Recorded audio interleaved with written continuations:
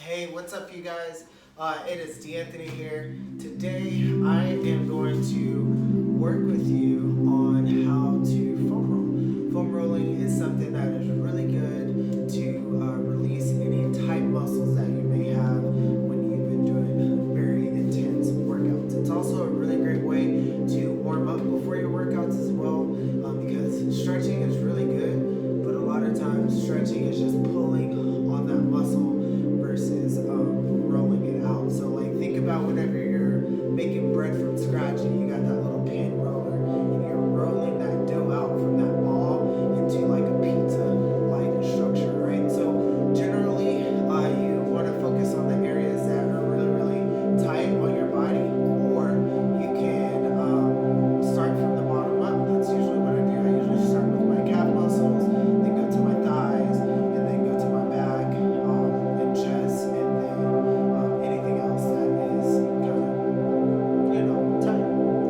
I got my boy Sam here. He is going to hopefully stay out the entire time, but I can trust you or promise you that he'll do that because he likes me very close. So what you're gonna do is you're gonna take one of your legs. I like to do halves. You literally want to start from bottom and work about right to the bottom of your calf muscle, which is that soleus part before you get to your gastro. Alright? So you're gonna, if you want to keep it nice and light, if you're really sore, you can keep your knee pointed up to the sky and you just work halfway on it. Alright? If you want a little bit more pressure, where you're literally putting all your weight on to that calf muscle, you can roll it out like that. I usually like to do anywhere from 8 to 10 reps, going back and forth. Alright? Then you'll switch. That's my knee. So try and do both sides. You also want to make sure you keep that toe pointed up as well.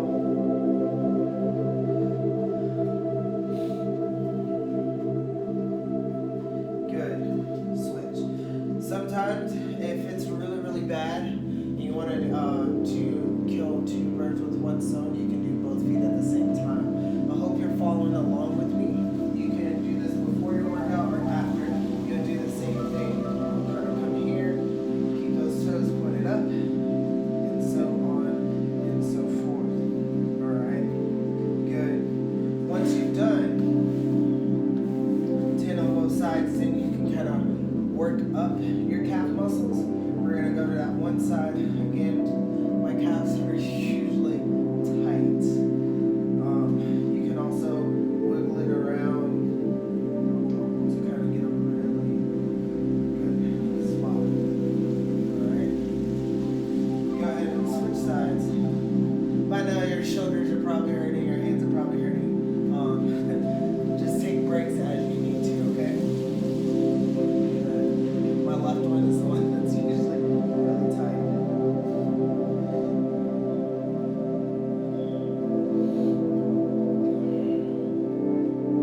Good. If you haven't noticed, I'm doing about 8 reps, 8 to 10 reps, again, on each one. Next, we're going to move to our hamstrings, alright? Move into our hamstrings. If you haven't noticed, your body is like a chain. If one part is tight, it's going to pull on the entire chain. Alright, so still working just about halfway on that.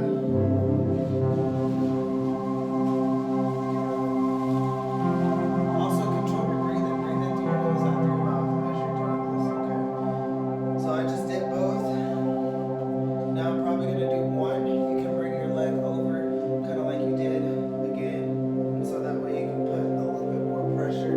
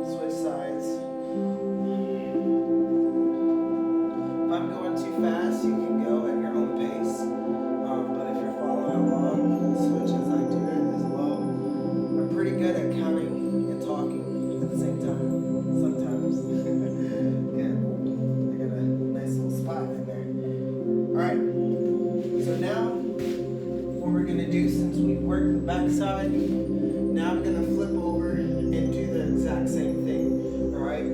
Sometimes, depending on how tight you are in your calf muscles or your shin area, you can also roll on your shins as well. What that would look like is you'll come here, you'll just kind of get in that 90-degree angle, and you'll roll back and forth on the front side of those shins, all right?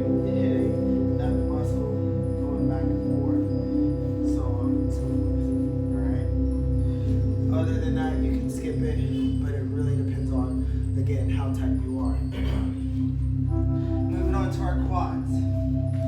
We're going to be working on this area right there, working on those connecting ligaments, and then our quadricep muscle. All right, so you're going to get on it. If you're just doing a general overall assessment, you're going to be about right here on your elbows. All right, going back and forward.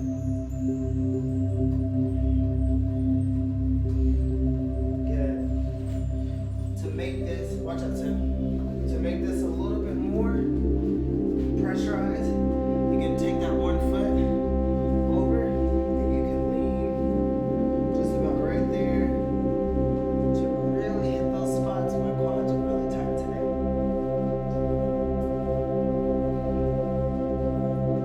Good. Go ahead and switch sides. You just do that figure 4 with your legs.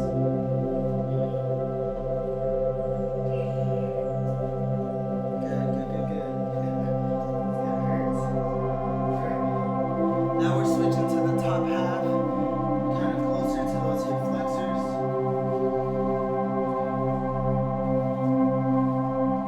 Good. You can stay on those elbows. This is a little bit more comfortable than the other side. Alright, just like that. And to get a little bit more deeper, you're just going to cross those legs. You can focus a little bit more on that right quad. Alright. Go ahead and switch back to your left. You'll do the same thing, cross over. My quads are really tight today. Just making those nice little small movements, getting the blood flowing.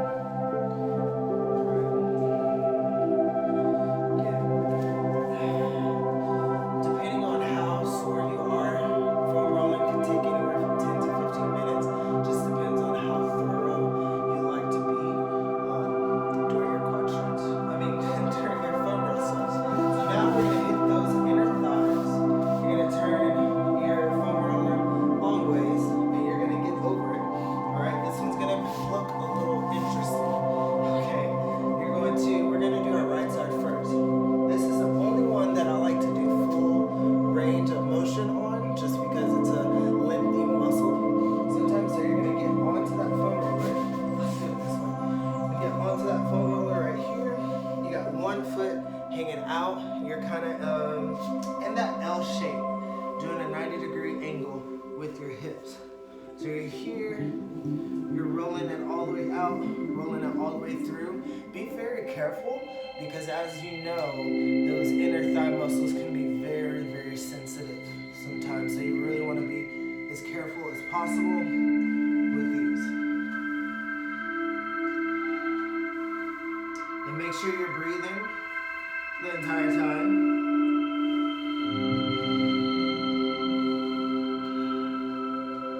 Good. Go ahead and switch sides and do the exact same thing. As someone with a former groin injury, I can tell you this works wonders. Okay. Good. Remember, you're going full range. That other leg is kind of resting on the ground.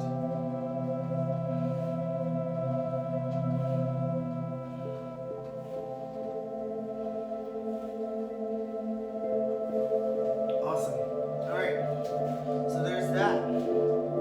Now we're going to work our adductors, which are going to be your IT band here on the side. All right. So what you're going to do, you're going to lay on the side, just like that, where you're going to be here. You're gonna put one foot in front and you're just gonna work your way. Try not to roll over that your hip bone, all right? As it can cause fluid to build up in that little sac. I can't remember that word. It starts with a B though. It's gonna come back to me. So just like the inner thighs, you're gonna do full range on this, all right?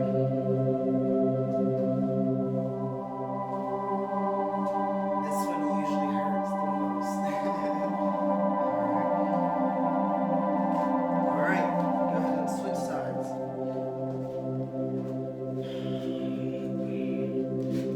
Full range of motion, stay on that elbow, come all the way up.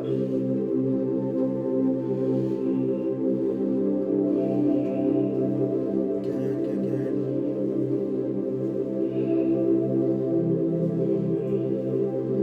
Woo, y'all.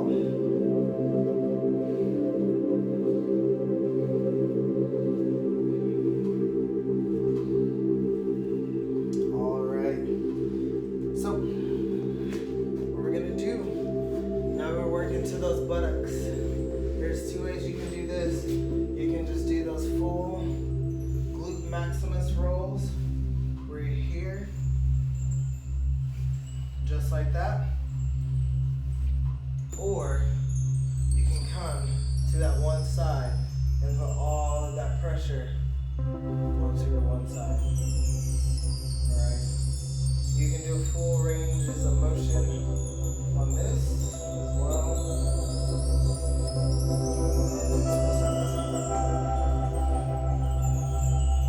Good. Just kind of hang out, you know. Look for those spots. Look for those little like, oh, moments. Good, 3 more reps on this one. Good one.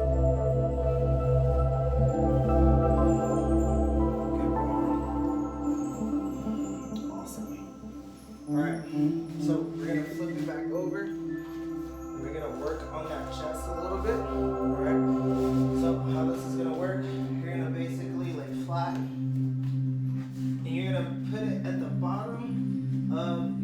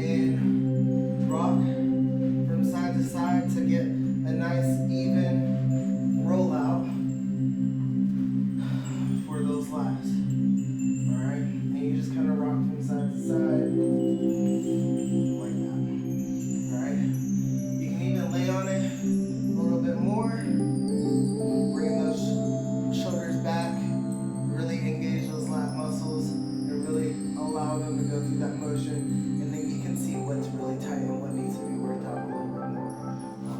All right. I hope this helped. Remember, recovery is just as important as working out and nutrition. Definitely let me know how you like this. Leave some questions in the comment and I can answer them for you. So until next time, you guys be blessed. I love you. See you later.